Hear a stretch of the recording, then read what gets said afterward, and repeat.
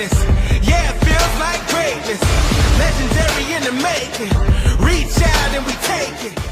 What's up, guys? Welcome back to another episode of KozMatt's Wrestling Recap.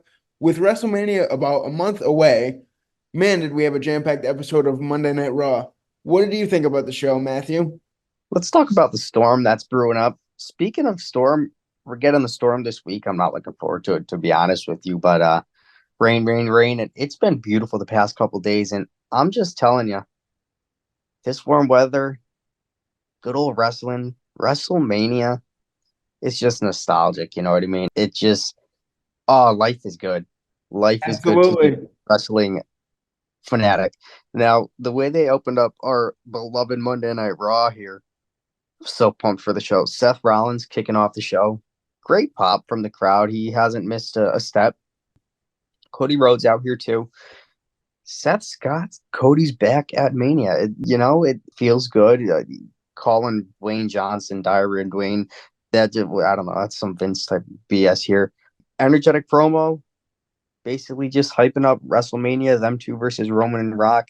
Good call here. I see what they're doing, but they're going to be on SmackDown Friday. That's going to be chaotic. I'll tell you that.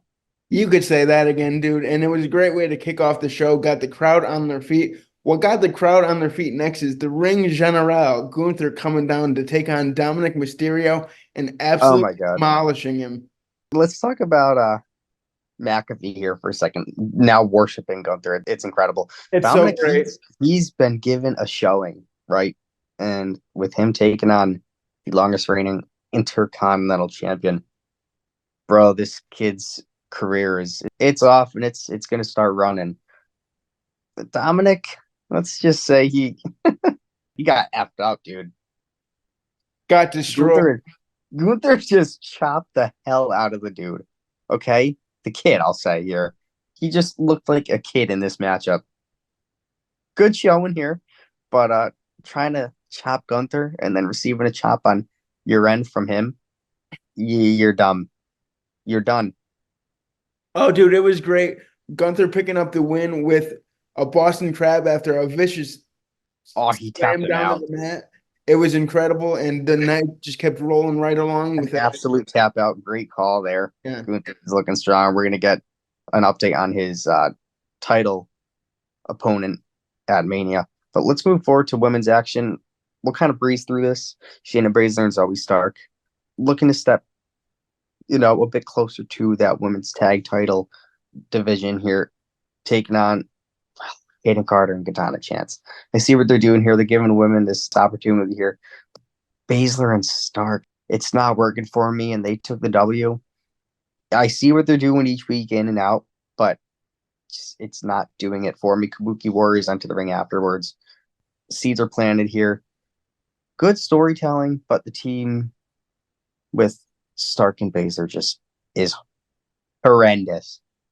Yeah, I agree with you 100%. They just don't mesh together at all. I did appreciate with Damage Control being on commentary with Pat McAfee. Oh, don't get me wrong. Dakota Kai being the mouthpiece for Damage Control, I like it a lot. And don't get me wrong. Absolutely. Dakota Kai, she's one of her own. Oh, man.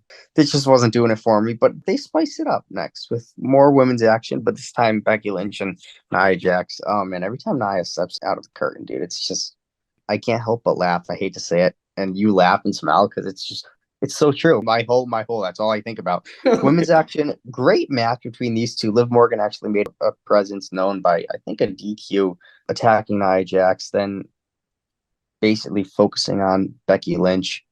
These two, or three, excuse me, they're killing it. Oh, Nia Jax even destroyed both of them afterwards. It was hilarious.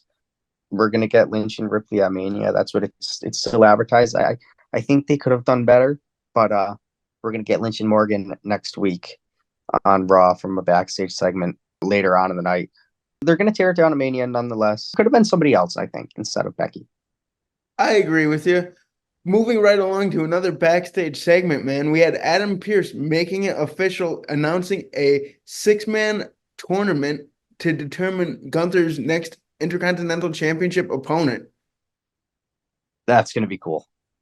And you know what? I'm totally here for it. And all the participants, beautifully done, beautifully crafted. Everybody deserves a shot. And especially speaking of deserving a shot, I think it's been how many years? 2, 3 years since this dude's been back on Raw with the hot streak. Andrade, he takes on Apollo Crews. Poor Apollo. I see what they did here. I just wish they either could have waited with Andrade or throw him into the mix with maybe LWO. Give him something there, a feud against them. But they end up having Crews just job to him. No storyline here. Whatever. It is what it is. Zayn and Ivar meet backstage afterwards and basically get a match with these two later on. But we'll get to tag action quickly before we get to them. Judgment Day versus Imperium, Kaiser, and Vinci. Balor and Priest defeated Vinci and Kaiser. No sign of Truth or The Miz. Rare clean victory win for Judgment Day. They needed this for sure. But yeah, Vinci and Kaiser, they're holding up their own. I'll say that for sure. They're definitely one of the highlights on Monday Night Raw's tag division for sure. And you could put them in there with anybody and they'll put on a great match. Absolutely. 100%. They two together can put on a great match, but charisma-wise, it's not 100% there, but they're working on it. Sami Zayn, Ivar, this is what I wanted to get to. Oh, they just killed it. It's so good to see Sami Zayn and Ivar, let alone just these two men are so good when they are sent off to do good matches and put on, a good showing. They killed it. Big Bronson Reed actually attacks Sami Zayn. Zayn defeats Ivar. Definitely an underdog win here. He needed it. But Bronson Reed attacks Zayn, delivering a tsunami. But we're going to get that gauntlet match to determine the number one contendership for Gunther's title. And 3 men were there tonight. We're going to see if the other men are going to hold their own. And I'm going to tell you right now, Gable, he's coming to WrestleMania. I'll put it up there. He's going to win. And if he doesn't, I'm going to riot. Oh, I'm right there with you. Oh, I'm going to be pissed. Just a mix of men in this match. It's a great balance of high flyers, some strong individuals in the ring, and I think they're going to put on a great match next week. Can we quickly talk about Michael Cole wearing the antlers that Valhalla gave him? He was going absolutely bonkers just because of it, that she wore the antlers. I don't get what's going on with him, but I'll tell you right now, this shit would not fly with Vince. And honestly, it's just story. It's hilarious. I love Pat McAfee and Michael Cole on commentary, man. They just bounce back and forth right off each other. It's like two guys just having the time of their lives, and it just brings so much life to the commentary booth. Oh, dude, it's incredible. And they need story at that table. And with Cole and McAfee together, oh, it's incredible. But our main event, this is the last match of the night, the last showing, a step closer to WrestleMania. Jey Uso, Drew McIntyre, these two, they can face each other 2, 3, 4, 5, 6, 7 more times, and I'll never get tired of it, especially closing out the show tonight. So, clean matchup thus far. Kind of a controlling the pace thirds of the contest here with McIntyre really giving it to Jey. So Jimmy Uso appears distracting Jey, allowing Drew to win with a Claymore. Didn't really expect it, but kind of expected it. I thought they were going to go with something else, but what they ended up doing is, prior to the finish here, Rhodes hit ringside to fend off Solo Sikoa, actually, who comes out looking for some prey. Great pop from the crowd. Rollins then ate a Claymore afterwards, coming to the save for Cody. McIntyre stood tall. They're doing it right. You know what I mean? They're doing it right every week. There's so many segments that they can have.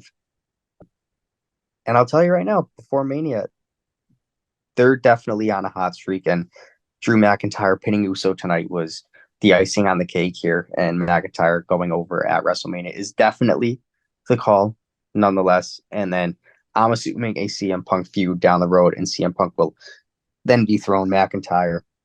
That's if I were to book it.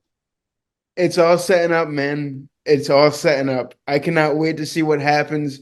Triple H's hats off in the booking position. We are on the road to WrestleMania. I cannot wait. And it's going to be something interesting to see what all goes down. If the shows keep popping off like this, we are going to have one great WrestleMania. That's for sure. Let us know what you guys thought about the show. Always like, comment, and subscribe, and we will see you guys next time. Until then, peace out. This has been KozMatt. Thanks for watching.